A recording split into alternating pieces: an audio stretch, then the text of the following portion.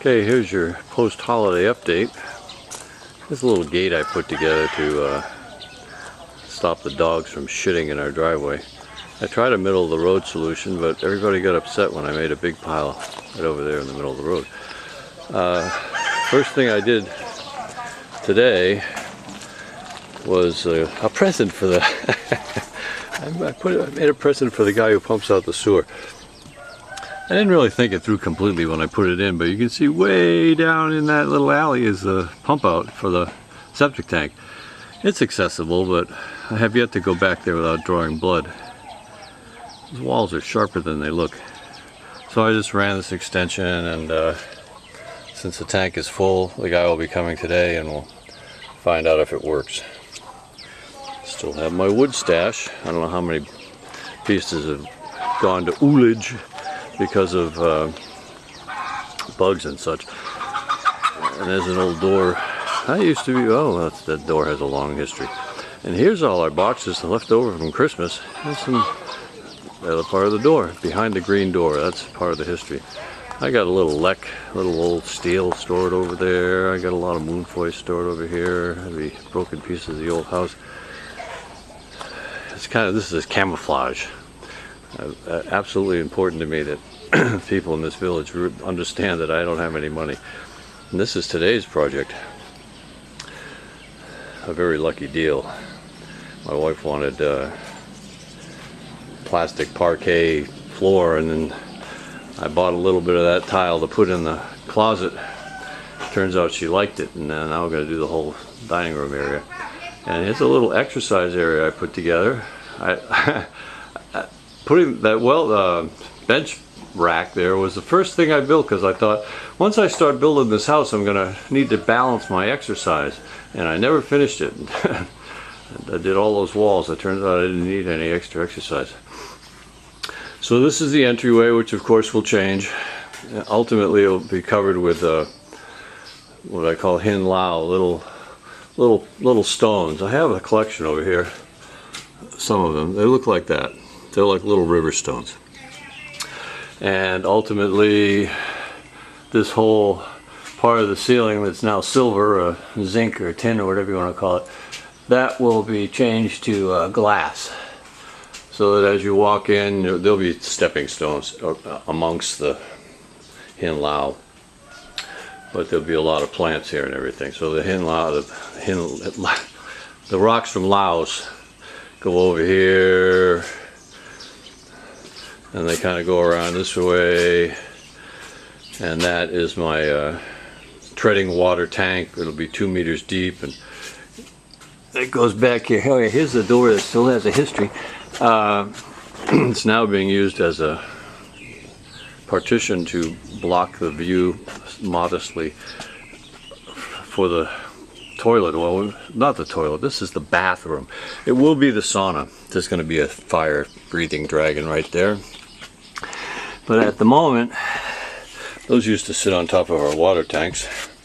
At the moment I put in a shower here, and my wife was very, very impressed that you can have cold water over here and hot water over here, not the norm.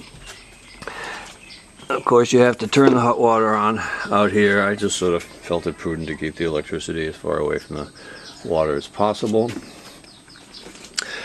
And the kitchen room needs a little work, like, you know, it needs a roof. Anyhow, we have some temporary cooking capability with this gas stove that we've been hauling around for years. We have this is the only part of the house that was not destroyed previously, you know, except for the floor.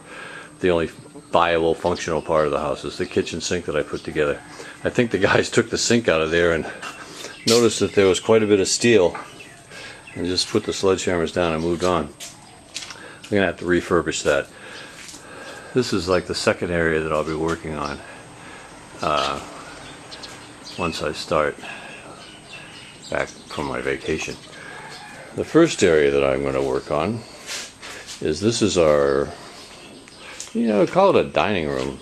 It's a fair name for it. But this is to be tiled today. Well, you know, the tiling is to be begun today.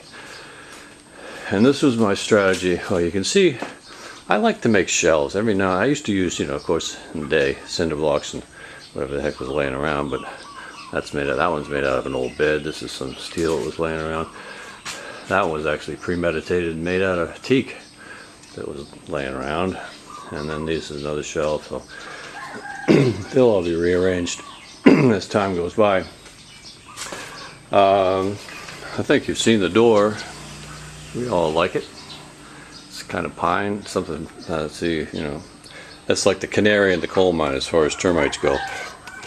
We'll see if that ever gets eaten up. And the bedroom has a lot of temporary qualities. One is the floor.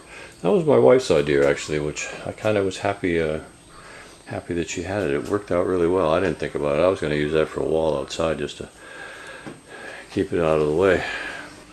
Okay, so here's my computer station over here, and Kuan Yin kind of keeps me company.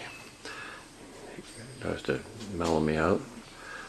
And my wife's stereo. We decided to keep the refrigerator in here until the dust settles, literally. There's just too much going on outside there. And their air conditioning unit, that fan is actually too friggin' powerful for this room. And the one window in the room which doesn't open, I put that mirror up there just for fun. But I'm pretty sure I covered this before, but it has little spotlights which look a lot better in the dark, but they're kind of nice actually. And well, there's the wainscoting sub layer, and that's the color I chose. Sort of actually it turns out to look more like a monk's robe. I was surprised. Anyhow.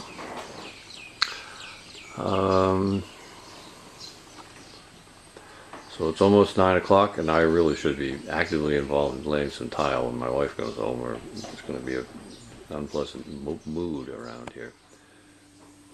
So here's the tile that I'll be working on today. I first bought a small amount of it to put in the closet, and then I also bought enough to do the bathroom, and then for some reason I decided to do this entryway. So when you first walk in the bedroom, you get on that tile, and that was a really good move politically or whatever, because my wife liked the tile, and then we ended up changing that parquet plastic idea to tile in the dining room. This is the closet, which actually still has space left in it, and some shelves over here for her shoes and my wife's makeup,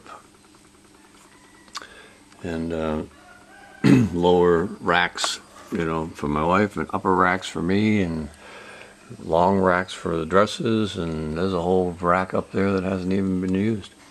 And I put this little thing over here just to hang up my camera, actually, and my bathroom and a few things. It worked out really well. Yeah, she has a mirror too. Got joke. I love the name of a mirror, type name. Got joke. Kind of breezed on by my work area. There's my cement stash and tile grout stash. I just threw this temporary workbench together. It's mostly just to attract clutter and keep things out in the open so I can find them more easily. This is the classic and traditional Thai closet, which I suppose could be considered an armoire. Armoire. I'm not so good about the pronunciation.